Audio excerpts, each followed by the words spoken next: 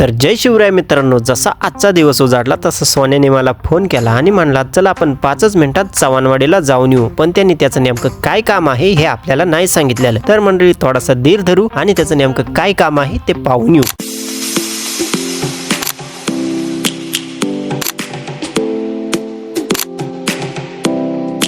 तर मंडळी या छोट्याशा गाड्यासाठी सोन्याने आपल्याला सकाळी सकाळी फोन केलता आणि हा गाडा आम्ही गाडीला बांधून थेट घरच्या दिशेने वळत आहे. तर मंडळी आम्ही घरी जात असताना ह्या गाड्याने आमची साथ मध्येच सोडून द्यायचं ठरवलं, पण आम्ही काही याला घरी नेल्याशिवाय मागं हटणार नव्हतो. त्याच्यामुळे त्याला एकदम जोरात पॅक गाठणी बांधल्या आणि त्याला घरी जाण्यासाठी तयार केलं. सोन्याला आणि त्याच्या गाड्याला घरी पाठवून मी सुद्धा माझ्या घराकडे वळलो. पण आपली आजची कामं काही इतक्यात संपणार नव्हती एवढं मला मात्र कळून चुकलेलं होतं. तर मंडळी छोटू शेटने आपल्याकडे आजचं दुसरं काम आणलं आहे, ते म्हणजे गणपतीच्या मंदिराची साफसफाई करण्याचं. तर चला मंडळी ते पण सुद्धा काम मार्गी लावून येऊ.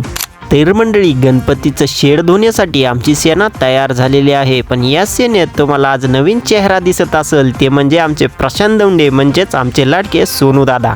तर मंडळी आजच्या व्लॉगसाठी आपल्या अतुल शेट पाचरणे म्हणजेच आपल्या लाडक्या दाजींना आपल्यासाठी वेळ नाही देता आला. काहीतरी महत्त्वाचं काम आल्यामुळे ते आज आपल्या व्लॉगमध्ये आपल्याला नाही दिसणार, पण त्यांची जागा भरून काढण्यासाठी आपल्या सोनू दादांनी आपल्यासाठी आज वेळ दिला. आपल्या सोनू दादाबद्दल सांगायचं झाल्यास तर यांची आपल्या मंडळावर इतकी मोठी कृपा आहे की ही कृपा कोणीच करू शकत नाही. कारण आज जे गणपतीचं मंडळ ज्या जागेवर उभा आहे ती जागा आपल्याला सोनू दादानेच दिलेली आहे. सोनू दादा आणि छोटू शेठ यांच्या हस्ते मंडळाचं दार उघडू आणि आजच्या साफसफाईला सुरुवात करू. शेड जर धुवायचं असेल तर हे आतलं सामान आम्हाला आधी बाहेर काढावंच लागणार होतं. तर मग काय, कार्यकर्त्यांनी कुठल्याही क्षणाचा विलंब न करता लगेच सामान हलवायला सुरुवात केली. तर मंडळी आता शेवटी सगळं सामान बाहेर काढून झालेलं आहे. तर आता कार्यकर्ते शेड धुवायला चालू करणार आहे. तर मंडळी पाणी पाईपातून पुढे जाण्यासाठी ह्या पाईपाच्या घड्या आपल्याला नीट तर कराव्या लागणारच होत्या. मग सोनू दादाच्या आदेशाखाली ह्या घड्या नीट करायला घेतल्या.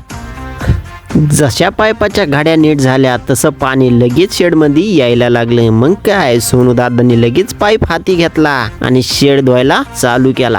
जसा पाण्याचा फवारा चालू झाला तसं आपल्या छोटू शेटनी झाडणीनी पाणी बाहेर काढण्याचा डाव चालू केला. तर मंडळी आपल्या छोटू शेटची बॅटरी तर लगेच संपली, पण आपली बॅटरी मात्र 100% चार्जिंग होती. त्यामुळं छोटू शेटला आराम दिला आणि लगेच आपण झाडू हाती घेतला आणि शेड धुवायला चालू केला.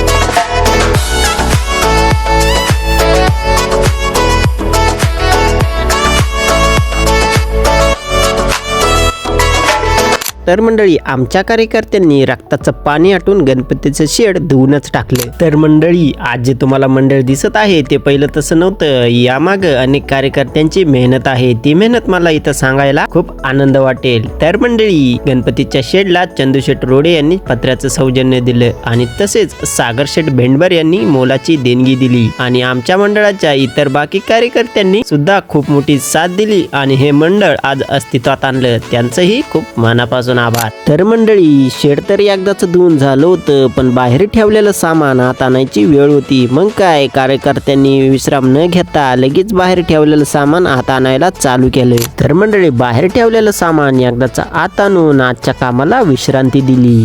तर मंडळी आजच्या गणपतीच्या शेडची साफसफाई करून एकदमच भारी वाटत आहे आणि आता कार्यकर्त्यांनी ठरवलंय की काही झालं तरी रोज इथंच झोपायचं. तर मंडळी पाहू आता आपले कार्यकर्ते किती दिवस शब्द पाळतात. तर मंडळी आता वेळ झाली आहे आपला व्लॉग संपवायची. आजच्या व्लॉगमध्ये काम करून खूप भारी वाटत आहे. तर चला मंडळी आजचा व्लॉग संपूया आणि तुम्हाला सगळ्यांना आमचा जय श्रीराम.